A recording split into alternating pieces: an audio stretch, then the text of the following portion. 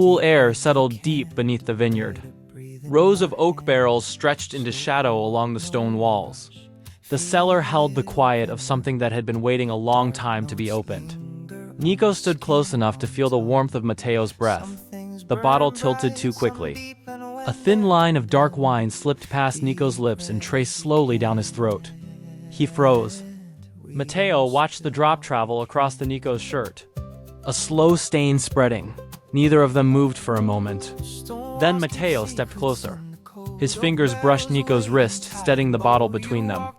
"We shouldn't let that go to waste," he said quietly. The cellar air stayed cool, but the space between them had already begun to warm. Some bottles take years before they're opened.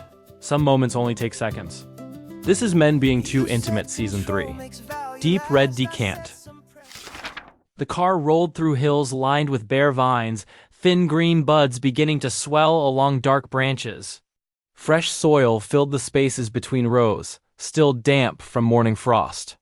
Mateo sat in the back seat, tablet resting on his knee. He scrolled once, locked the screen, and looked out the window. Gravel crunched as the driver turned through iron gates and slowed beside a stone house set high above the vineyard. Several people waited beneath the terrace. Before the driver could open the door, a man stepped forward. "I'm Nico," he said, already reaching for the handle. Mateo stepped out into cool air. Their hands met. Nico noticed the warmth first. The steady grip. The weight of a watch resting just beneath the fabric, metal catching the light when Mateo shifted. Behind them, a broad-shouldered man stepped forward with a smile. "So you're coming from the Bianchi estate," Nico's father said, shaking Mateo's hand firmly. "I hope our vineyard will be to your taste. We've prepared everything for your visit." He turned slightly, placing a hand on Nico's shoulder. "My son will take care of you." Mateo's attention shifted back to Nico. He took him in properly this time. Their gazes held. A corner of Nico's mouth lifted slowly. "I'm looking forward to it," Mateo said. Nico's mother stepped in, already gesturing toward the terrace. "Dinner is at 8. We hope you'll join us." Mateo inclined his head politely. "Thank you. I wouldn't miss it." The driver lifted Mateo's suitcase from the trunk. Nico's eyes caught on it immediately. "This way," Nico said, nodding toward the vineyard road that dipped toward the cellar and guest villa. As they walked down the stone path, he let his eyes move once more over Mateo. The line of his suit jacket. The precise shine of his shoes. The quiet confidence in the way he walked, hands relaxed at his sides. Rows of vines stretched below them, buds tight against dark wood. The guest villa came into view, shutters open to the breeze, the cellar doors just beyond. Nico carried the suitcase inside and set it down neatly. "Windows face south," he said. Mateo stepped in, took in the clean room, the vineyard beyond the glass. "It's just one day," he said. Nico nodded. They moved toward the door at the same time. Their shoulders brushed, a small shift of breath. Nico's hand settled lightly at the small of Mateo's back. "After you." Mateo stepped forward. Outside, the wind moved through the waking vines. The path dipped gently between the rows. "Pruning finished 2 weeks ago," Nico said, running his fingers lightly along a dark vine. "We cut hard this year." Mateo stepped closer to examine the cane. They moved deeper into the vineyard. The house disappeared behind the slope. A breeze carried damp earth and faint wood smoke from somewhere up the hill. Nico stopped beside a row and reached up, touching a small swelling bud. "Another 10 days and this will open." Mateo leaned in slightly to look. Their shoulders nearly touched again. "Risk of frost?" Mateo asked. "There's always risk." Nico's hand remained on the vine. Mateo reached for the same vine, his fingers brushing Nico's briefly. A quiet contact. Neither pulled away immediately. "We'll head to the cellar," Nico said. They walked downhill toward the arched stone doors built into the earth. The temperature shifted immediately when Nico pulled one open. Cool air met warm skin. Inside, rows of oak barrels stretched into shadow. Nico moved ahead, flipping a switch. Soft lights warmed the wood. Mateo stepped inside slowly. The air smelled of oak, dust, and something faintly sweet lingering in the grain. Nico stopped beside one of the larger barrels and picked up a thief from the rack. "Last year's reserve," he said. He drew wine from the barrel in a smooth motion and poured into a tasting glass. Matteo lifted the glass, studied the color against the low light. Deep ruby, still tight. He swirled once, inhaled. "Structure's strong," he said. Nico watched his mouth as he tasted. Matteo let the wine sit on his tongue before swallowing. "It needs time." Nico stepped closer, reaching for his own glass. So do most things. The space between them narrowed. The cellar held the cool air still around them. The last of the cellar wine lingered warm on Matteo's tongue. Nico set his glass aside. Most visits continue upstairs. The light's better for tasting. Matteo glanced once more down the shadowed rows of barrels. "And if we stay here?" "We can," Nico said easily. Cool air brushed across Matteo's collar. After a brief pause, Matteo nodded toward the stairs. "Let's see the tasting room." Long wooden tables ran the length of the room, already set with clean glasses. Bottles rested along open shelves, labels turned outward. Nico moved with practiced ease, selecting the first bottle. "This is our spring release," he poured. Matteo swirled once, inhaled. Bright, crisp. He tasted, then nodded politely. Nico watched his face. The slight narrowing of Matteo's eyes. The way his mouth stayed still. Nico reached for another bottle. "This one spends longer in oak." The wine hit the glass darker, heavier. Matteo smelled it longer this time. When he tasted, his shoulders eased just slightly. Nico caught it. He poured a third. "This one's small batch." "My father doesn't pour it often." The color was deep, almost inky. Matteo swirled slowly, his gaze locked on Nico. He breathed in, eyes steady. His lips parted as the rim of the glass met his mouth. Nico's posture shifted slightly against the table, attention fixed. Matteo swallowed slowly, deliberately. He finally exhaled, still watching Nico. Dinner bells rang faintly from the house above. Outside, a breeze moved through the vineyard rows. Inside, neither of them moved. Lanterns glowed beneath the terrace as dusk settled over the vineyard. The long table was already crowded when Matteo approached from the guest villa. Plates were being set down as he arrived. Nico noticed him immediately. Matteo reached the terrace. Their eyes met. Nico's father rose and pulled out the chair beside his son. Matteo thanked him and sat. Wine was poured. Nico's mother leaned over Matteo's plate, spooning pasta generously. His gaze flicked toward Nico. "It matches the wine beautifully." Nico poured him more without asking. Conversation swelled. Matteo tasted, sipped, listened. Each time Nico refilled his glass, their fingers brushed. Matteo lingered just long enough to feel it. Nico caught it. Nico's mother rubbed her arms lightly. "It's getting cool," she said. "Should I bring blankets?" "I'm fine," Matteo said easily. Nico met his eyes. "We're fine." Wine continued to flow. Matteo lifted his glass again. "This has depth," he said. "The acidity cuts perfectly through the richness." Nico leaned closer. "It opens more with air." Matteo swirled slowly. "You're right." Under the table, Nico's foot brushed Matteo's. Matteo didn't look down. His knee shifted closer. The contact settled. Lantern light danced over plates and glasses. The vineyard darkened beyond the terrace. Dinner warmed everything. Another bottle opened. "This comes from the lower rows," Nico said. "Warmer soil." Matteo lifted the glass. The color was deeper. He inhaled slowly. "More expressive," he said. "It opens quickly," Nico replied. "Some people prefer that." Matteo tasted again. Nico's father poured a different bottle next. "This is from the north slope," he said. "Cooler soil, slower ripening." He handed Matteo the glass. "What do you look for first?" his father asked. "When you're deciding whether to invest?" The table quieted slightly. Matteo swirled once, watched the wine catch the lantern light. "Structure. Something that holds under pressure." Nico's eyes lifted. "And if it's too young?" His father pressed. Matteo took a slow sip. "Then you let it breathe." Matteo's gaze shifted to Nico. "Waiting can make it better," he said evenly. Nico didn't look away. "And if it's not?" his father asked. Matteo set the glass down carefully. "Then you know quickly." The silence lingered longer this time. Nico leaned back slightly. Mateo's knee pressed lightly against his. "And what about you, Nico?" Mateo asked. "What do you prefer?" The question hung. Nico lifted his glass.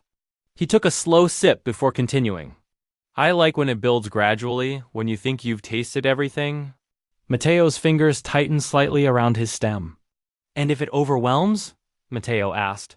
Nico's gaze sharpened. "Then it wasn't handled properly." "I prefer something that lingers," Nico added. "Something that stays on the palate long after you think it's finished." Mateo swallowed slowly. "Memorable," he said. Nico nodded once. Nico's mother smiled warmly from the other end of the table. "Mateo," she said lightly, "is there someone special you share wine like this with?" A few family members laughed softly. Mateo didn't hesitate. "I prefer good company," he said. "And sometimes," Mateo continued, "the right bottle makes the evening." The wine talk didn't break. It shifted. Nico cleared his throat. "There is one bottle," he said carefully. "A small batch. Not for sale." His father looked toward him. "The early harvest," he said. Nico nodded, yes. His father considered Mateo. Then he smiled. "Open it," he said. "If he's here, he should taste it." Nico's mother rose gently from her chair. "Well," she said warmly, "I think that's enough wine for me tonight." She began gathering plates. As she passed her husband, she gave his arm a light pinch. "Come help." Chairs moved softly. Voices returned. Family members drifted toward the house in small groups. Lantern light dimmed lower along the terrace. Nico and Mateo remained seated, the space between them warmer than the air. Mateo turned his glass slowly in his hand. "So," he said quietly, "are we opening it?" Nico met his eyes. "Yes." The vineyard stretched dark beyond the terrace. Mateo stood first. He reached for the bottle they'd been tasting and gathered the 2 glasses without hesitation. Nico watched him. "We have everything down there," Nico said quietly. Mateo's fingers closed around the bottle. Then his eyes flicked to the olives and fruit. Nico followed his glance. He gathered them into a small wooden container from the table. They stepped away from the table together. Gravel shifted beneath their shoes as they followed the vineyard path downward. Mateo carried the bottle loosely at his side. Halfway down the path, Mateo's arm brushed Nico's shoulder. It didn't move away. Instead, it settled there. Nico glanced sideways. Mateo kept walking, arms still around him. The cellar doors waited below. Mateo reached out and pulled one open. Cool air spilled into the warm night. Mateo stepped inside first. Nico followed. The door closed behind them. The vineyard sounds faded. Only the cellar remained. Nico set the container down on the small wooden table. He moved with practiced ease, transferring the figs and olives onto ceramic plates, spacing them neatly. From a shelf along the wall, he gathered clean tasting glasses and placed them beside the bottles. The cellar felt quieter now. Nico reached for the lighter bottle first. "This is from the early grapes," he said. "Still young." Mateo nodded. "Let's try it." Nico poured. The reaction came immediately. He coughed lightly, turning away. "It hasn't settled yet." Nico was already reaching for the cloth towel. "Here." Their fingers brushed. "Thank you." Nico picked up a fig, breaking it open with his thumb. He took a bite. Mateo watched without meaning to, the way Nico's lips closed around it. Mateo reached for the reserve bottle instead of his glass. He lifted it, hesitated only a second, then drank directly from the neck. A longer pull. When he lowered it, his eyes met Nico's. Mateo held the bottle out. Nico hesitated, then took it. He brought it to his lips where Mateo's had just been. Drank. Nico lowered the bottle slowly. "Is it better like this?" he asked quietly. Mateo watched his mouth for a beat. "Truth," he said. "It's better from the bottle." He reached out and took it from Nico's hand. Their fingers lingered. The bottle shifted between them. The professional tasting had ended. Something else had taken its place. Mateo reached for one of the olives. He rolled it slowly between his fingers before lifting it to his mouth. Bit down. Salt drew his lips apart slightly as he chewed. Nico watched. Finished the last of the fig without realizing he'd hurried it. Sweetness lingered on his tongue. Mateo drank again from the bottle. Longer. When he lowered it, he didn't look away as he handed it back. Nico took it, lifted it. The bottle tipped too quickly. A thin line traced down his throat, soaking into his shirt. Color blooming slowly across the fabric. Nico froze. Mateo's breath softened, almost a sigh. "We shouldn't let that go to waste," he murmured. He stepped closer. So close Nico felt the shift in temperature, the heat of Mateo's body cutting through the cool, still air. Mateo's fingers brushed Nico's wrist as he leaned in. Nico's pulse jumped under the contact. The cellar seemed to shrink around them, the air thicker, warmer despite the stone. When Mateo lifted his head, their faces were inches apart. "It's better this way," he said quietly. Nico didn't answer. Mateo's hand rose to Nico's chest. Felt the damp fabric clinging, felt the warmth and quick rise fall beneath. His fingers slid to the first button, undid it, then the next. Nico's breath came heavier now, shallow and uneven. Mateo unbuttoned his shirt slowly, the fabric sliding from his shoulders. He reached for the bottle again, this time with purpose. Tilted it carefully over Nico's bare chest. Mateo straightened slowly, eyes lifting to meet Nico's. Without breaking the gaze, Mateo reached for the bottle again. This time he tilted it over his own bare chest. Nico's eyes followed every path the wine took. Then, instinct taking over, he stepped into the narrow space between them. His fingers brushed Mateo's wrist first, steadying the bottle as if to claim it. Mateo let him take it. Nico set the bottle down carefully beside them. Nico lifted his head after a final slow pass, lips glistening faintly. Their faces were close enough that breaths tangled again. Mateo's thumb brushed once along Nico's jaw. The forgotten bottle rested at Nico's side, half empty. The cool air finally found them. Mateo laughed softly under his breath. "Now I feel it." A shiver ran through him. Nico exhaled, breath visible in the dim light. "I warned you." Around them, the evidence of the evening waited quietly.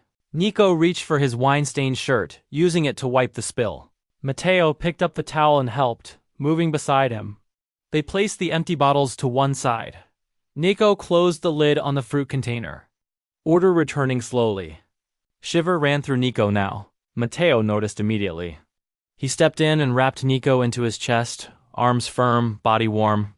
"Come on," Mateo murmured. "Before you freeze." Nico exhaled against his shoulder. "Cellars aren't built for comfort." Mateo smiled into his hair. "My room is." They moved quickly up the path. Halfway up, Nico slowed. The house glowed quietly ahead. He lifted a finger to his lips. Mateo understood instantly. Their steps softened. They slipped inside, laughter trapped in their chests.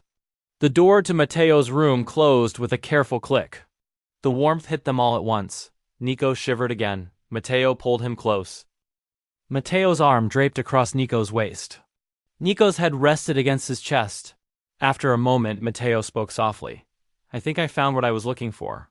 "Some things are worth the wait." Nico smiled. Their bodies slid closer, chests meeting, arms wrapping around each other in a slow, instinctive pull. Mateo's hand traced Nico's back, warm and steady. Nico pressed his lips to Mateo's, deeper this time. Their breaths tangled again. An ESTJ builds value through structure. Measured and deliberate. A discipline that protects what has been carefully grown. For Mateo, control has always meant patience. Knowing when to hold something back. And when the moment is finally right. An ESTP moves through the world differently. Instinct first. A sensitivity to pressure, timing, and the feeling of a moment unfolding. For Nico, life has always been physical. Trusting what the senses reveal before the mind has time to analyze it. In the quiet of the cellar that night, neither of them rushed the moment. Mateo let go of control. Nico slowed his instinct. An ESTJ and an ESTP. Different ways of understanding the same tension. But sometimes a bottle waits for years for a single night. The cork loosens, the wine breathes, and something that was meant to be tasted finally opens. This is Men Being Too Intimate, Season 3. Deep Red Decant. Rain hammered the tin roof of the storm hut, hard enough to shake the walls. Inside, two boys stood breathing hard in the narrow space, water running from their hair and down their necks. Adam dragged his soaked shirt over his head and tossed it aside. Across from him, Caleb hesitated only a second before doing the same. The air inside the hut felt suddenly smaller. For a moment, neither of them moved. Outside, the ridge had disappeared behind the sheet of rain. Inside, the space between them was barely wide enough to stand without touching. Adam's hand moved first. Caleb did not step away. The storm drowned everything else. By the time the rain passed over the valley, nothing between them would be the same. Because their story had begun long before the storm reached the ridge. This is Men Being Too Intimate Season 3. The Storm Hut. Morning settled low across the eastern paddocks. Sheep grazed in slow clusters, heads down, tearing at the shorter grass. Caleb worked along the boundary fence with his father, replacing a post that had begun to tilt near the dip in the ridge. He had turned 21 last month. He checked the angle twice before lifting the hammer. The first strike landed clean. The second drove deeper. He worked without hurry. He preferred finishing a section properly rather than fixing it later. The wire along this stretch had loosened where the flock leaned when the wind came up from the valley. He pulled it through the staple and drew it tight until the tension settled into his palms. Across the ridge, movement caught his eye. On the western slope, Adam was working the same line from his side. The western paddock fell away more sharply toward the creek. The grass was thinner here, cropped close where the sheep gathered near the waterline. A young heading dog moved along the outer edge of the flock, circling wide before tightening its path at a whistle. Adam stood with one boot braced against a post, pulling wire through with both hands. "Easy," his father called to the dog. The whistle changed. The dog shifted direction at once, pressing the sheep back from the boundary. Adam glanced across the ridge. He spotted Caleb working along the eastern line. Adam lifted his hammer and raised his arm high above his head in a loose wave. The sudden movement caught Caleb off guard. A short laugh slipped out of him before he could stop it. He jumped in return, waving high, exaggerated, almost ridiculous. Caleb lowered his arms and picked up the hammer again. His own father followed his line of sight. "Adam's side's gone slack near the creek," he said. "Saw it yesterday." "You should give him a hand once you're done here." Caleb nodded. "I'll head over after this stretch." His father nodded once. Caleb drove the last strike into the post. The sound carried clean across the paddock. Adam's father glanced over from a few meters away. "What's that about?" "Nothing." His father looked across the ridge, then back at Adam. He stepped in close and ran a rough hand through his son's hair, pushing it forward. "Oi," Adam muttered, swatting lightly at his wrist. His father rubbed the back of his neck once before stepping away. "Heading into town," his father said, nodding toward the ute. "You able to handle this?" Adam wiped his hands against his jeans. "Course." His father studied him for a second, then tapped him once on the shoulder as he passed. Right then, the ute started. Gravel shifted under the tires as it rolled down the track. The dog settled at Adam's heel. Across the ridge, Caleb had moved further down his side. Adam bent to the wire again and pulled until the tension settled into his hands. By the time Caleb reached the dip near the creek, the eastern stretch stood straight. His dog moved ahead, nose low, before lifting its head at the sight of the other side. Adam was already there, working the same section from the western line. His dog circled close, then crossed the boundary without hesitation, tail cutting through the grass. Both dogs wove between them, brushing legs, trading scents as if the fence was only suggestion. Adam looked up first. About time. Caleb stepped clean over the lower strand. "Had to fix your mess." Adam grinned and stepped forward. He caught Caleb's forearm in a firm grip and pulled him in hard for a brief shoulder knock. Before Caleb could reset his stance, Adam hooked an arm loosely around the back of his neck and gave him a quick shake. "Still slow." Caleb let out a short burst of laughter, sharper than he expected, and pushed him off. The dog circled tighter, pressing against their legs. Caleb bent to rub Adam's dog along its flank. Adam scratched behind Caleb's dog's ears without thinking. "Creek soft," Adam said. "Yeah." They took opposite sides of the leaning post. Caleb gripped the wire. Adam braced the timber. "Ready?" "Yep." They pulled together. The wire resisted at first. Caleb planted his heels. Adam stepped closer to add weight. The tension settled into Caleb's palms. Adam's arm pressed along his side, steady and warm through worn cotton. The vibration ran through the post and into both of them before easing. They remained close for a second longer than necessary before stepping apart. The dogs settled near their boots. They moved down the creek section in quiet coordination, switching roles without discussion. When the final stretch stood straight, Adam stepped back and looked along the boundary. "That'll do." Caleb followed his line of sight. The wire ran clean through the dip without sagging. Adam lifted his hand without looking at him. Caleb met it in a firm clap, palms striking once before their fingers hooked briefly and released. The sound carried across the creek bed.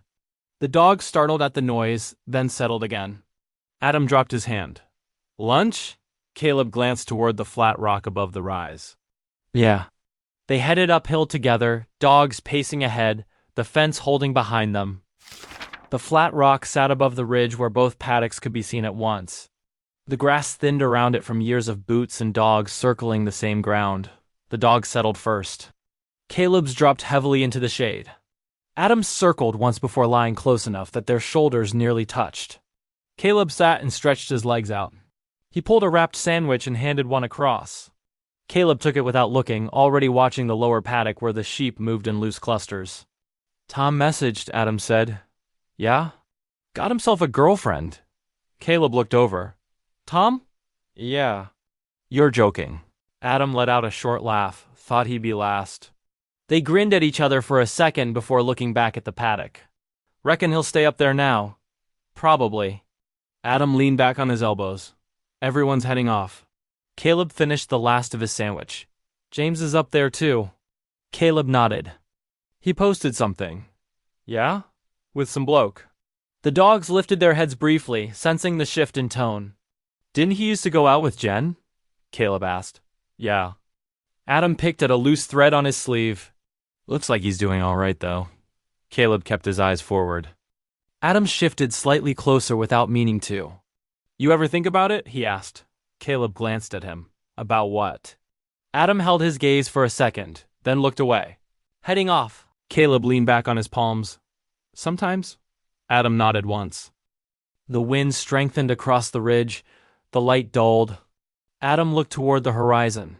"Better move them before that turns." Caleb followed his gaze. They whistled for the dogs and stood at the same time. The sheep began to bunch. They stepped off the rock at the same time. The dogs were already alert. Caleb whistled first, long and low.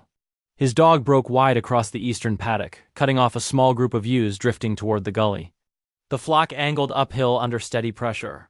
Across the boundary, Adam lifted 2 fingers to his mouth and sent his own dog out in a wide arc.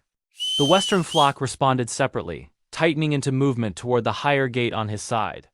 They worked in parallel without speaking. Caleb jogged toward the eastern gate and swung it open. Sheep funneled through in a steady line. His dog held the rear until the last A-way cleared the fence. Metal latched shut. On the western side, Adam drove his flock through and pulled the gate closed with one firm motion. He checked the chain twice before stepping back. The dog circled once, waiting. "Home," Caleb called. His dog turned immediately and ran downhill toward the shed below the ridge. Caleb wiped his hands against his jeans and looked up. Cloud had gathered thick over the valley, darker than it had been moments ago. He lifted 2 fingers to his mouth and whistled sharp across the ridge. Adam paused mid-step and looked up. Caleb pointed toward the sky. Adam studied it for a second, then shouted back across the wind. "Beer after?" The corner of Caleb's mouth lifted. The first drop hit hard against the dust near his boot. Then another. Within seconds, the rain came heavy and immediate. The far ridge blurred behind a sheet of gray. Caleb whistled again, shorter this time, 2 quick bursts. He pointed down toward the hut. Adam nodded once. They started running from their separate sides. The small tin hut sat near the old gorse line at the base of the ridge, half hidden from both sides. Rain thickened fast, soaking through denim and cotton in seconds. The ground softened underfoot. Caleb ran first, boots hitting uneven patches of grass. Halfway down the slope, he glanced sideways and saw Adam cutting across from the western rise, taking the longer angle. Caleb slowed and turned back uphill instead of continuing down. They met in the middle of the slope, rain already streaming from their hair. Neither said anything. Then they broke into a full sprint toward the hut. shoulder to shoulder, boots slipping as the ground softened under them. The hut was smaller than it looked from the ridge. They hit the doorway at the same time and shouldered inside. Rain pounded the roof so hard it drowned out everything else. They stood there for a second, bent forward slightly, hands on thighs, catching breath. Water ran from their hair, down their faces, along their necks. Their shirts clung dark and heavy against skin. Adam straightened first. "You look cooked." Caleb pushed wet hair back from his forehead. "Seen yourself?" Adam snorted once. Water flicked from his sleeve as he shook his arm out. Caleb let out a short laugh, sharper than he expected. It echoed strangely in the small space. Adam dragged his hands down his face and squeezed water from the hem of his shirt. Caleb leaned back against the wall. Water dripped steadily from the hem of Caleb's shirt onto the packed dirt floor. Adam tugged at his own collar and pulled the fabric away from his chest, the cotton sticking stubbornly. He gripped the back of his shirt and dragged it over his head in one motion. The wet fabric peeled free and dropped heavily to the floor. Caleb watched without meaning to. Rain pounded harder against the roof. Adam ran both hands through his hair and shook out the water. His skin was flushed from the run, cooler now in the air of the hut. Caleb looked down at his own shirt. It clung to him just as badly. He pulled it up slower, the fabric resisting at his shoulders before coming free. He dropped it beside Adam's. The space between them felt smaller now. Adam rubbed his arms briskly for warmth. Their eyes met briefly, then shifted away. Caleb cleared his throat. "Beer?" Adam let out a breath that was almost a laugh. Caleb crouched near the corner and pulled 2 cans free. He handed one across. Their fingers brushed longer than necessary. Adam cracked his open. The sound was sharp under the rain. They sat down side by side against the wall, shoulders almost touching, knees bent. Outside, the storm settled into a steady sheet. Inside, the air held the heat of their bodies. Adam lifted his can and took a long drink without looking at Caleb. Caleb watched the rain trace lines down the window before speaking. "Haven't seen you with anyone." Adam let out a quiet breath. "Anyone what? Just anyone." Adam turned his head slightly. "What are you on about?" Caleb's mouth shifted, almost a smile. "I'm serious." Adam studied him for a second, then looked down at the can in his hands. "You ever think about it?" Caleb kept his voice even. "About getting out of here?" Adam held his gaze this time. "About blokes." The word sat between them. Adam exhaled. Caleb didn't look away. After a second, he gave a small nod. Adam's throat moved once. He nodded back. They both took another drink. Their stretched-out legs shifted as they settled deeper against the wall. Caleb's foot brushed against Adam's ankle. The contact stayed. Neither of them looked up. Their eyes stayed on the place where their boots touched. Rain moved steadily over the roof. Caleb's foot shifted slightly against Adam's. Adam exhaled slowly. Caleb glanced up just briefly. Adam was already watching him now. The distance between them was small enough that Caleb could feel the warmth from Adam's shoulder. His eyes closed. Their faces were close now without either remembering when they leaned in. Adam's thumb moved once, slow. Caleb's hand found Adam's jaw. Then Adam closed the distance. The first kiss was not clean. Their noses knocked lightly. Caleb turned his head the wrong way before correcting. Adam let out a breath against his mouth that almost sounded like a laugh. They tried again, softer this time. Their lips pressed and held. Rain drowned everything else. Caleb met his eyes and gave the smallest nod. Adam leaned in and kissed him again, deeper, slower, no longer unsure. The hut felt smaller. Adam lifted his head slightly. Their eyes met at close distance. Caleb didn't look away. Adam brushed his thumb along Caleb's cheekbone once. The storm continued outside, steady and unseen. Inside the hut, everything narrowed to breath, warmth, and the steady press of bodies learning each other for the first time. The air inside the hut cooled quickly once their breathing slowed. Adam shifted slightly. "You cold?" Caleb shook his head once. "Nah." Adam pressed closer anyway. For a while they listened to the rain thinning across the roof. The storm had moved further down the valley. The hut no longer felt like shelter from something urgent. It just felt small. "You reckon we're gonna be all right?" Adam looked up. "About what?" Caleb breathed out slowly. "About this." Adam lifted his head slightly so he could see Caleb's face. "I don't reckon I want to head off." Caleb studied him. Adam shrugged once. Used to think I did. Everyone goes on about it like you're meant to. Caleb nodded faintly. Yeah, but I can see it here, working the place. Doing it right. He hesitated, then added quieter, doing it our way. Caleb's chest rose slowly beneath him. You and me? Adam held his gaze. Yeah. Caleb swallowed once. Dad reckons I'll bail first chance I get. Mine too. Caleb looked up at the timber beams overhead. Adam shifted slightly so their foreheads almost touched. Caleb turned his head back toward him. I've got you. The words sat there, heavier than anything they had said so far. Adam nodded once. I see myself here with you. He pressed his forehead lightly against Caleb's. We'll be right. Caleb let out a slow breath. Outside, the storm had passed beyond the ridge. The air left behind was colder, clearer. Inside the hut, they stayed tangled together, no longer avoiding what they had just said. The cold settled in properly once they shifted apart. Caleb pushed himself up slowly. Adam was still working the button when Caleb reached out. He took over without a word, fingers steady as he closed it for him. Adam stilled. They leaned into each other once more, arms wrapping naturally. When they pulled back, they both reached for their shirts. The fabric was still damp. Adam pressed it to his chest and winced. Nah. Caleb huffed a laugh. They stepped out of the hut barebacked, boots sinking slightly into soft ground. The walk back up the ridge was long and quiet at first. Their hands brushed once, then again. Caleb reached out this time and took Adam's hand fully. Adam looked down at it, then back at him. They walked like that across the open stretch, the valley below them clear again. When they reached the fork where the boundary fence split their land, they stopped. Adam rubbed the back of his neck. We should stock the place with something stronger, Caleb snorted. Bourbon. Adam stepped in first and pressed a quick, firm kiss to Caleb's mouth. When he pulled back, Caleb reached up and brushed Adam's hair away from his forehead, smoothing it back gently. Caleb's thumb lingered once near his temple before dropping. They stepped apart. See you tomorrow. Yeah. Adam turned first, heading toward the western rise. Halfway across, when he turned, he saw Caleb jump once and wave both arms over his head. Adam laughed and turned, thumping his fist once against his chest before pointing toward Caleb. Caleb grinned wide. Then they turned back toward their own land. An ISTJ builds life the way a fence line is built. Post by post, wire drawn tight.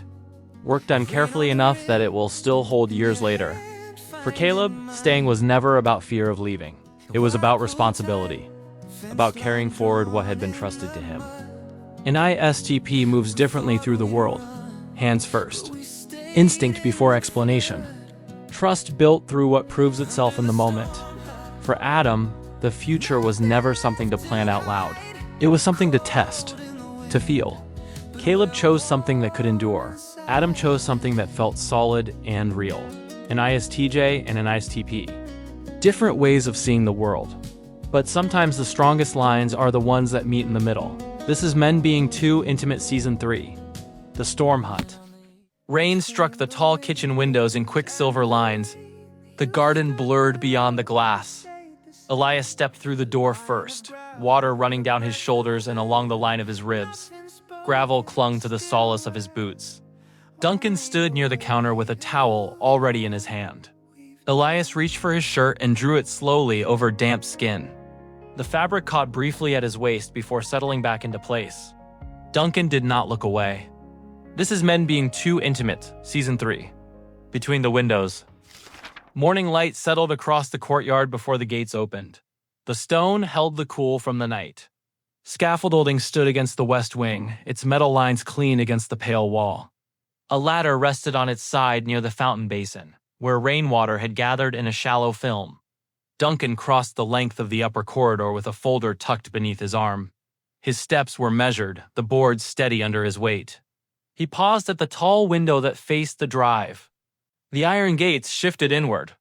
A van rolled through at a slow, deliberate pace, gravel compressed under its tires. It came to a stop near the west entrance, angled neatly beside the hedgerow. Elias stepped out first. He stood for a moment beside the driver's door, scanning the facade as he did each morning. A leather case rested on the passenger seat. He reached in for it without looking, then shut the door with a controlled push. Julius moved around the back of the van and began unloading planks. Tomas followed with a coil of rope over his shoulder.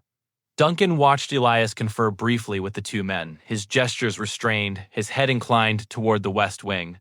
The morning sun caught the side of his neck when he turned. Duncan stepped away from the window. By the time he reached the courtyard door, the team had positioned the scaffolding and laid out their tools in a straight line along the wall. Elias looked up as the door opened. "Good morning," he said. Duncan inclined his head. "Good morning. You're earlier than usual. We have a stretch of dry weather. I'd like to take advantage of it." Duncan glanced toward the upper molding of the west facade. The crest above the third arch. The pigment appeared too saturated. Elias followed his line of sight. He narrowed his eyes slightly, measuring the distance. "It will soften once the binder cures." Duncan studied him for a moment before nodding. "Very well." A brief silence settled between them. Julius adjusted a plank behind Elias. Tomas climbed the first rung of the ladder and secured a clamp. Elias shifted his weight and brushed a faint trace of dust from his wrist. His eyes returned to Duncan's face. "We should have the lower panel stabilized by tomorrow," he said. "Then we can move upward." Duncan held his gaze a fraction longer than was strictly necessary. "I'll review the panel this afternoon," Duncan replied. Elias nodded once. Duncan stepped back from the immediate work area, positioning himself near the edge of the courtyard where he could observe without obstructing. He opened the folder but did not look at it. His attention remained fixed on the scaffolding as Elias mounted the first rung. The morning settled into its rhythm. Julius worked in silence. Tomas adjusted the clamps with care. Elias reached for a brush and tested its edge against the plaster. The west wing held the pale stillness of a room recently restored. The plaster had dried to an even tone. The ceiling panels no longer carried cracks along their edges. Light moved across the walls without catching on damage. Duncan stood near the far window with a length of fabric draped over his arm. He lowered it against the frame and adjusted the fall, smoothing the edge with his palm. The curtain settled into place. He stepped back to assess the balance of the room. A side table near the wall sat slightly misaligned with the molding. He crossed the floor and nudged it into line. Outside, the rhythm of metal against metal carried faintly through the glass. A short burst of laughter rose from the courtyard. Duncan paused with his hand resting against the wall. He remained still for a moment before turning toward the window. The scaffolding cast thin shadows across the stone. Julius stood near the base, speaking up toward the platform. Elias leaned forward from above, one forearm resting on the rail. The sun had shifted higher. It struck the side of Elias's face and the exposed line of his throat. Duncan remained where he was. He did not move closer to the glass. Elias turned slightly, glancing toward the manor. Duncan's hand tightened against the molding. He held his position. After a moment, Elias returned to his work. Duncan stepped away from the window and crossed the room toward the far cabinet. He opened its door and ran his fingers along the interior shelf, checking for unevenness in the wood. A faint trace of dust clung to the corner. He wiped it clean with the edge of his handkerchief. Outside, the men resumed their steady movements against the wall. Inside, the room remained composed. By late morning, the sun had climbed high enough to press directly against the west wall. The courtyard no longer held its earlier coolness. The stone reflected heat upward in a thin shimmer. 3 men lowered the plank into position beneath the scaffold.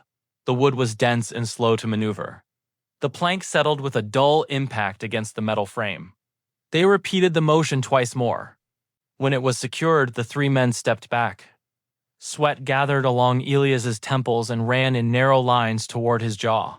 He rolled his neck once as he straightened, then again working out the tension. The fabric at the back of his shirt clung to his shoulders.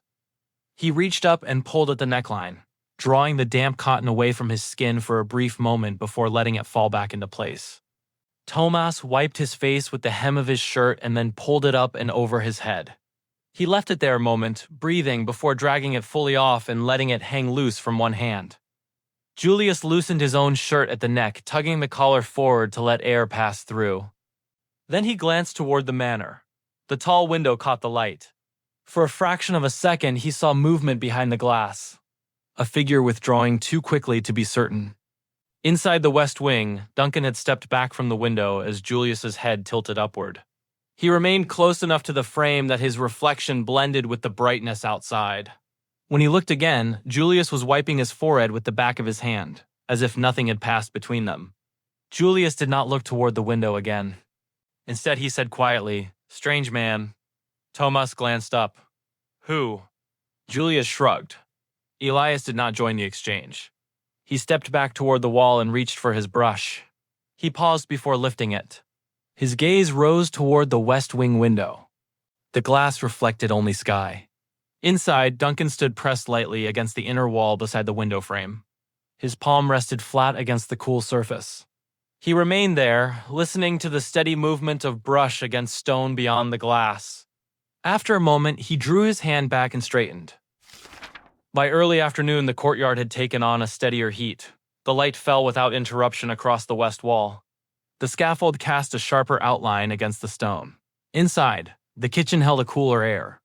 The tiled floor carried a muted sheen where light touched it through the rear window. Duncan set a tray on the counter and opened the cupboard above the sink. Porcelain cups rested in a neat row. He selected one and placed it carefully near the teapot. The kettle had already been filled that morning. He set it onto the stove and turned the flame low.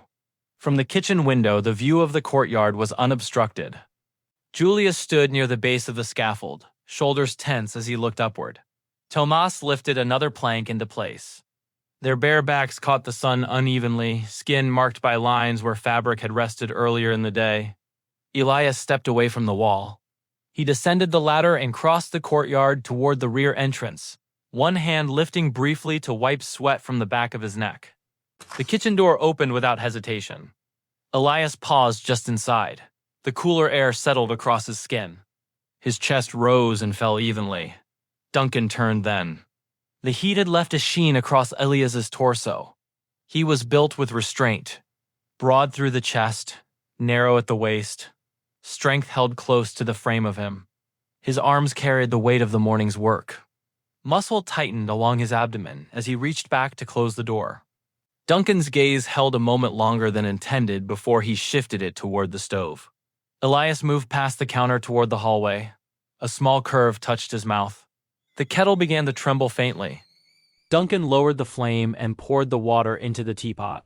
Steam lifted and thinned in the air. A door closed softly down the corridor. Duncan adjusted the cup on the tray by a fraction of an inch. Then the low rush of a flush carried through the pipes. Footsteps moved along the tiled floor.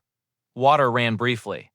Elias re-entered the kitchen, the air shifting slightly as he passed through the doorway. He paused near the counter, rolling his shoulders once as if settling back into the day. A trace of water still clung to his hands. "You always take your tea at this hour?" "Yes." He hesitated, then added, "Shall I prepare something for your men?" Elias shook his head lightly. "Water is enough. We won't stop long." Elias glanced toward the window. "Have it in the garden," he said. "I'll walk you through the drainage before we fix anything in place." Duncan studied him for a moment and then nodded once. Outside, metal scraped faintly against stone. Duncan lifted the tray. Elias stepped aside to give him room to pass. As Duncan moved by, the warmth from Elias's skin remained in the narrow space between them. The garden held its warmth differently than the courtyard. The hedges broke the light into fragments. Gravel shifted underfoot in softer intervals. Duncan set the tray on the iron table and lowered himself onto the bench. The porcelain cup rested between his hands. Steam lifted and thinned in the filtered air. Elias entered through the narrow arch a moment later. He walked to the eastern border where the soil had pulled slightly away from the stone edging. He crouched and pressed his fingers into the trench, loosening the compacted earth. "You can take your time," he said, eyes on the ground. "Tell me when you're ready. I'll show you the plan." Duncan inclined his head. Julius and Thomas remained by the west wall. Their movements continued in steady intervals beyond the hedge, visible only in fragments through the leaves. Elias moved slowly along the border, clearing small stones from the channel and setting them aside. When he bent, the muscle along his back shifted under the light. His shoulders tightened and released with each movement. Duncan lifted the cup. Elias straightened and crossed toward the rose arch. He leaned forward, bracing one hand against the stone wall while tightening the twine around a support stake. When he bent further to secure the base, the fabric of his trousers drew tight across him. The line of his hips shifted as he adjusted his footing. The rim of the cup touched Duncan's lower lip. He kept his eyes fixed on Elias before taking the sip. The heat spread evenly across his tongue. Sweat traced slowly along Elias's ribs and disappeared beneath the line of his trousers. Elias shifted his weight and turned his head slightly over his shoulder, as if checking the line of the hedge. Duncan set the cup down. "Let's go over it now," he said. Elias straightened fully. He brushed his hands against his palms and began walking toward the bench. Elias crouched beside the shallow channel he had cleared earlier. Duncan remained standing for a breath before lowering himself a short distance away. Elias pressed his finger into the gravel and drew a slow line toward the fountain base. "It runs from here," he said, "and pulls the water along this edge." Duncan leaned forward to follow the path. Their hands settled near the same stretch of disturbed stone. Elias continued tracing the curve, brushing small fragments aside with the edge of his palm. Duncan's fingers shifted. A small movement. Not enough to close the distance. Just enough to reduce it. Elias extended the line and paused to explain the reinforcement near the foundation. Duncan did not interrupt. For a moment, the space between their hands held steady. "Elias!" Julius's voice carried through the hedge. Elias lifted his head. Duncan straightened. "You should check," he said. Elias nodded once. He stood and brushed the gravel from his hands before stepping back toward the courtyard. The sound of his footsteps faded beyond the leaves. Duncan remained by the trench. The faint line in the gravel marked where Elias's finger had passed. Duncan looked at it for a moment longer than required. He lowered his hand. His fingertips settled lightly into the groove Elias had drawn. The gravel shifted beneath his touch. He held it there only a second. Then he withdrew his hand and rose. The mark blurred at its edge. The sky darkened without sound. Clouds gathered beyond the hedges. Duncan turned and walked back toward the iron table. He lifted the tray and carried it through the arch into the kitchen. He set the tray on the counter and emptied the cup into the sink. Water ran briefly. He rinsed the porcelain once. Then the saucer followed. Elias stood with his back to the house, shirt folded over one arm, head angled downward toward the gravel. He did not move for several seconds. Duncan stepped closer to the window. "Elias," Duncan called through the open crack of the window. The rain swallowed the first attempt. He raised his voice. "Come inside." Elias lifted his head. For a moment he did not move toward the house. Instead, he turned. Thomas was already running toward the shed, one arm shielding his face from the rain. Julius followed close behind, gathering tools as he went. The plank near the scaffold had been secured. Nothing lay loose. Only then did Elias shift his course. He folded the shirt against his arm and began crossing the garden. The rain thickened before he reached the midpoint. By the time he reached the stone path, water ran freely down his shoulders and along the line of his back. His pace quickened. The kitchen door opened. Water darkened his skin and traced along his ribs before falling to the tile. Strands of hair clung to his forehead. His breath came slightly sharper from the short run. Duncan reached for a towel and extended it. Elias took it. He worked the towel briefly through his hair, then across the back of his neck. He folded the cloth once and handed it back. "Thank you." Duncan accepted it without comment. Elias reached for the shirt draped over his forearm. He lifted it, inspecting the fabric. The rain had darkened it unevenly but not soaked it through. He shook it once. A light spray scattered outward. "Sorry," he said. Duncan gave a small shake of his head. The fabric met damp skin and clung for a moment before settling. He pulled the hem down. It caught slightly at his waist. He paused. Then he unbuttoned the jeans. The shirt lifted just enough for him to tug it free from where it had twisted against his waistband. His fingers moved slowly as he adjusted it. The waistband shifted with the motion. A narrow band of white appeared. Elias smoothed the shirt down carefully. One hand pressed along his abdomen. The other followed, flattening the damp cotton against him. He fastened the buttons again. Rain pressed hard against the pane. "Call it a day." "We'll look at the trench tomorrow," Duncan said. Elias nodded once. He stepped toward the doorway and called to the shed. Julius answered. Thomas followed. Elias turned back and extended his hand. Duncan took it. The grip held a fraction longer than required before releasing. Duncan reached toward the stand near the wall and lifted an umbrella. You can take this. I'm all right. I'll see you tomorrow. Elias moved into the courtyard. The rain darkened the shoulders of his shirt again almost immediately. Across the gravel, Julius and Thomas were already near the van. Duncan remained beneath the porch roof and watched until the van disappeared beyond the gates. The rain continued. The rain thinned by the time Elias turned into the narrow drive that led to his cottage. He had dropped Thomas and Julius by their houses along the way. He switched off the engine and remained seated for a moment, hands still resting on the wheel, listening to the quiet settle inside the van. The day had been longer than it needed to be. He replayed it without effort. When the gates had opened that morning and he stepped out first, he had felt it immediately. The weight from the upper corridor. He had not looked up then. There was no need. He had already learned the rhythm of that window. He knew where Duncan stood without needing to confirm it. The moment near the trench returned with greater clarity.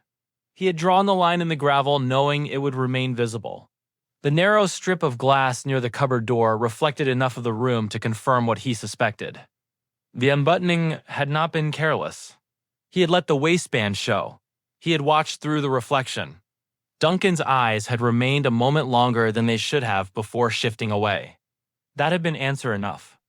Elias stepped out of the van then, rainwater dripping lightly from the branches overhead. He closed the door and stood beside the vehicle. The handshake had lingered. Not by accident. When he had refused the umbrella, it had not been pride. He locked the van and walked toward his front door. Tomorrow would come the same way. The gates would open. The window would hold. And nothing about it would be accidental. An INFJ builds distance through restraint, carefully measured. Silence kept long enough that nothing important is disturbed. For Duncan, watching has always felt safer than wanting. Observation becomes a way to protect what might otherwise change. An INFP moves through the world differently. Quiet awareness first. Feeling the shape of a moment before anyone else notices it. For Elias, attention is something he senses long before it is spoken. A gaze carries weight, and sometimes it deserves to be returned. In the house wrapped in ivy and rain, neither of them misunderstood what happened. Duncan kept his distance. Elias let the moment remain. An INFJ and an INFP. Different ways of standing inside the same silence. But sometimes two people can share the same window, and both know someone is looking back. This is Men Being Too Intimate, Season 3. Between the Windows. Moonlight spread across the black Pacific, bright enough to turn the tide silver. Water moved slowly around the long stretch of rock just beneath the surface. Two men stood there, the ocean curling around their legs. River's breath came fast, his hands resting uncertainly against Koa's chest. Koa's palms settled at River's waist, steady and warm. The tide lifted them slightly, then lowered them again. River laughed softly under his breath, the sound half nervous, half amazed. "I can't tell if the water's moving me," he said. Koa leaned closer, his voice low against River's ear. "Don't fight it." Another wave rolled in. River's body followed the motion without thinking. For a moment, the rhythm between them felt effortless and natural, like the ocean had already decided how they should move. Across the shoreline, the night stayed quiet. The tide kept rising. And somewhere between the pull of the moon and the warmth of another body, something restless finally began to slow. This is Men Being Too Intimate, Season 3. Night Tide. The halau held the last heat of the day. Sunlight slanted through the open windows, turning dust in the air to floating gold. Outside, palms rustled in a coastal breeze that never quite reached the floor. Inside, warmth clung to skin. Coconut oil glowed along shoulders and backs, the faint sweetness of plumeria mixing with salt sweat and wood. Bare feet struck the floor in steady rhythm. The pahu drum spoke slow and deep, its pulse rolling through the room like distant surf. Koa stood at the front, broad shoulders catching the amber light, a dark wrap tied low at his hips. Sweat traced the lines of muscle along his chest and arms. He moved with economy, nothing wasted. Every step grounded, pressing into the earth as if drawing strength from it. The men followed him. River tried to. Golden light slid across his flushed skin as he moved through the sequence. He was fluid, expressive, beautiful in motion. His hips caught the sway easily, arms carving clean arcs through warm air. But he kept arriving too soon. A fraction ahead of the beat, a breath early. Like his body was always reaching for what came next. The drum slowed. River shifted too fast again. He laughed softly under his breath, brushing sweat from his forehead, his eyes flicking toward the glowing windows where the ocean's hum drifted in. Koa saw it. He let the rhythm carry one more count. Then, River! The name landed low and steady. Movement softened across the room. Breath evened. River stopped last, his chest rising fast, his mouth tugging into the half-smile he used when he was nervous. Koa stepped off the lead mat. Wood creaked beneath his weight as he walked through the amber light, his shadow stretching long across the floor toward River. The heat thickened between them. Up close, Koa felt like a furnace. River swallowed. Again, Koa said quietly. The drum resumed. River began the kalo, too fast. Koa reached, his hands settling on River's waist. Thumbs pressed into the hollows above his hips, fingers spreading across slick skin. The contact anchored instantly, heavy with intention. River inhaled sharply, his breath catching loud in the quiet rhythm. Koa shifted him back an inch. River tried to slow, but his hips twitched forward again without meaning to. Koa did not move his hands away. He stayed. The room narrowed. Golden light painted their skin while the drum continued its steady roll. Koa's breath moved calm behind River's ear. This time Koa moved with him, guiding the sway and aligning their hips. His chest stayed close enough that heat transferred through skin like fire meeting warm stone. River's shoulders dropped. His knees softened. His breath stretched longer. The floor felt solid beneath his feet. The rhythm stopped running away. It settled. For the first time all day, River stayed inside the moment instead of racing past it. Koa felt it instantly. His grip eased, allowing River to carry the weight himself. River held the pace. When the sequence ended, Koa removed his hand slowly. Cool air replaced warmth. River swayed once, then stilled, his pulse loud in his ears. The drum faded. Men grabbed towels, laughing softly as the sky outside deepened toward dusk. River remained in the amber glow, his chest rising fast, his skin buzzing where Koa had touched him. Koa watched, wiping his hands on a dark cloth. He waited until the room emptied. Only heat, shadows, and distant surf remained. River finally turned. River stood near the center of the floor, rolling one shoulder, then the other, trying to shake the lingering electricity from his limbs. Koa moved to the bench along the wall, grabbing a cloth and wiping sweat from his neck and chest. His movements stayed unhurried, controlled. River watched without meaning to.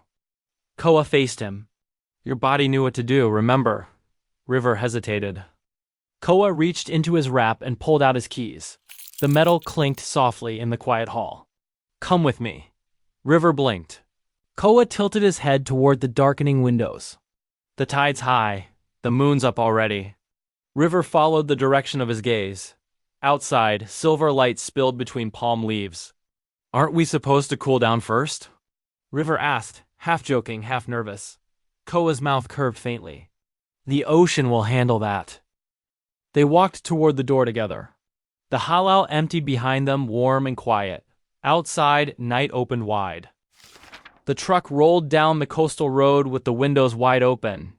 Warm air rushed in, carrying salt night flowers and the low roar of waves somewhere beyond the trees. The sky was deep indigo now, the March moon rising huge and pale over the Pacific like something pulled closer than usual. River leaned half out of his seat, letting the wind hit his face. Did you feel how the floor was vibrating? I swear the drum was like inside my chest. And when you stepped up behind me, I thought I was going to fall over. Not in a bad way, just... He laughed softly. Like my body finally shut up for once. Koa drove with one hand on the wheel. The other rested near the gear shift. The space between their hands felt louder than everything he was saying. You always that calm? River asked. Koa glanced at him once, his eyes catching moonlight. River grinned. The road curved closer to the water. Silver light spilled across black waves and long trembling paths. River quieted without realizing it. His breath slowed. The moon filled the windshield. Koa turned down a narrow road barely marked, sand crunching beneath the tires. The ocean was louder now, the wind steady. Just a long stretch of beach and scattered volcanic rock rising dark against the tide. Shoes came off first, placed side by side near the tire. River stretched his toes into the cool sand, exhaling as if the ground itself felt different here. The tide rolled in slow, silvered by moonlight. For a moment they simply stood there, watching the water move. "Feels different outside," River said quietly. Koa nodded. Koa stepped closer, his feet sinking into cool sand beside River's. "Feel the water before it reaches you." River watched the slow roll of silver waves. "The tide doesn't chase the shore." Koa continued quietly. "It lets the moon pull it back. Then returns." His hand settled lightly at River's hip. "Move like that." River exhaled and tried again, slower this time, letting the sand shift beneath him, letting the rhythm come instead of forcing it. They began the kalo barefoot in the sand. The ground shifted beneath them, the instability forcing slower control. Wind brushed against warm skin. Moonlight painted their shoulders silver. River's hips swayed, sand giving under each step. Koa circled him. He adjusted River's stance with a light touch at the hip. River laughed under his breath. "You're serious right now?" "Yes." Koa stepped behind him again. His hands settled at River's waist. The sand cool, Koa's palms warm. The tide hissed in. River's body responded before his mind did. Heat gathered low. Blood shifted. His breath stuttered. Koa felt the change. River froze mid-step. Embarrassment flashed across his face. He shifted his hips back slightly, trying to create space, then cleared his throat. "Are we just dancing here?" he asked, trying for lightness. The wind answered instead. River stepped away abruptly, grin crooked, eyes bright. "You know what? Water's better." He pulled his shirt over his head while moving, jeans unbuttoned mid-stride, laughing as he jogged toward the surf. Koa watched him go, then calmly pulled his own shirt off. He stepped out of his jeans. Both were left folded near the dry sand line. Moonlight caught their skin as they moved toward the water in their underwear, waves rushing forward to meet them. The Pacific hit cold at the ankles. River hissed and laughed, backing up as foam curled around him. Koa walked straight in. Water climbed to his calves and thighs, soaking the dark trunks until they molded to every line, leaving little to imagination. The cold shocked, but it only made the heat lower in his body more insistent, the rigid outline visible beneath the wet cloth. River splashed him. "Still calm now?" Koa grabbed his wrist and pulled him closer. They stood waist deep as the tide pushed against them. The water changed everything. Fabric clung. River's briefs turned nearly sheer in the moonlight, the flushed curve beneath them impossible to miss. Koa lifted River's arms gently. The water swelled around their thighs, forcing their bodies closer for balance. "Feel it," Koa said softly near River's ear. "It tells you when to lean in, when to hold, when to let go." Another wave rolled through them. River breathed out shakily. "It's like it's moving me." Koa's hands steadied at his waist. River rolled his eyes, smiling. They tried the movement again.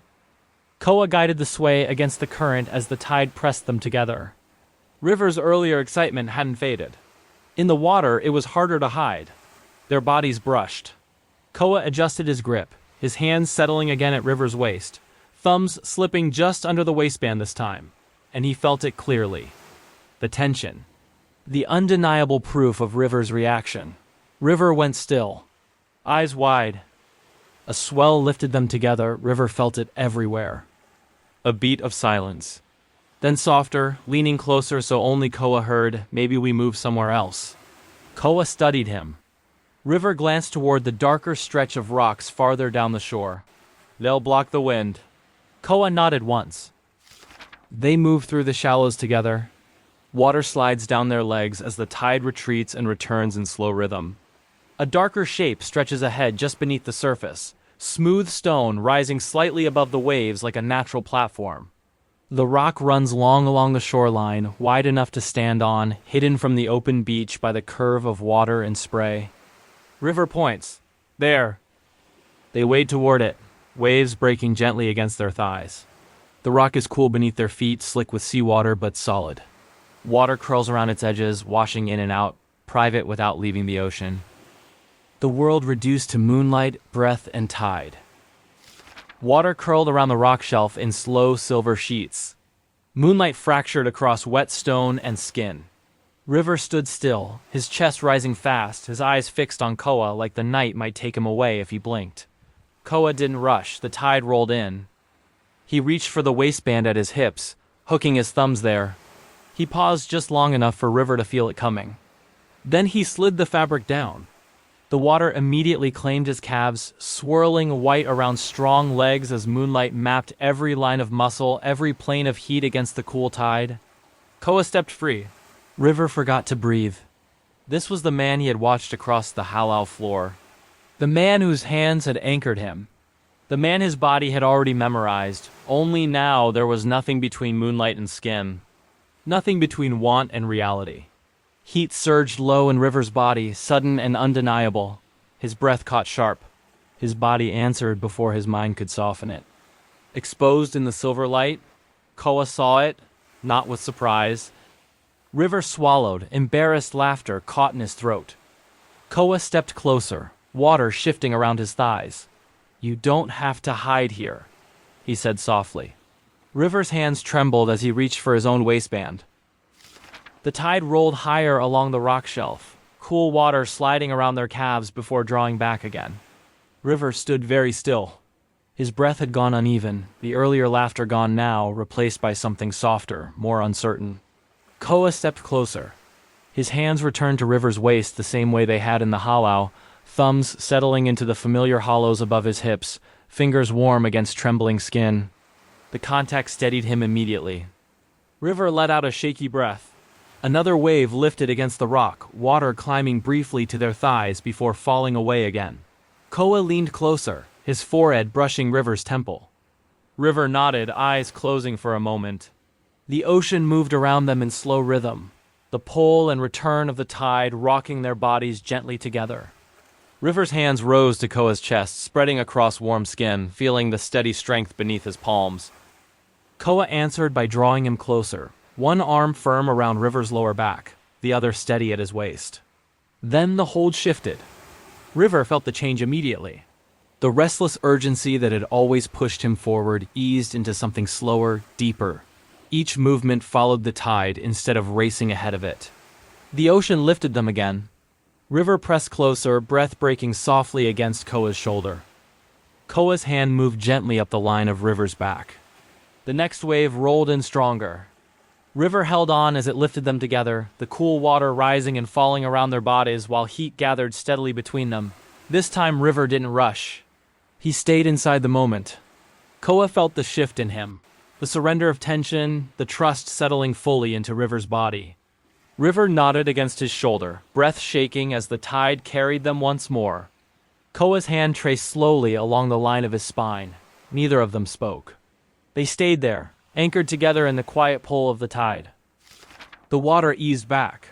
Waves softened to slow, lazy curls against the rock shelf. River stayed tucked against Koa's chest, listening to his heartbeat through warm skin. Eventually, Koa shifted first. "Cold?" he murmured. River nodded with a small laugh, a little. Koa reached down, finding the fabric that had floated back against the stone. He wrung the water from it before handing it to River. They dressed slowly. The walk up the beach felt different than before. Shirts and jeans waited where they had left them, side by side in the sand. River hesitated near their clothes, still glowing in the moonlight. Koa didn't rush. He gently hooked a finger into River's waistband and pulled him close instead, simply wanting him near. River melted into it instantly, his forehead pressing against Koa's chest. Koa lowered his mouth to River's hair. A soft kiss. Then another along his temple. Koa lifted River's shirt first, shaking sand from it before gently pulling it over his head, his hands brushing warm skin as he guided it down. River smiled softly, letting him. Then River did the same for Koa, tugging his shirt up and over broad shoulders before smoothing it down his chest, as if he wasn't ready to stop touching yet. They stepped into their jeans slowly, close enough that their hips brushed. River stepped closer, resting his shoulder against Koa's arm. I think I was waiting for someone like you. Koa didn't answer with words. He simply let River lean in.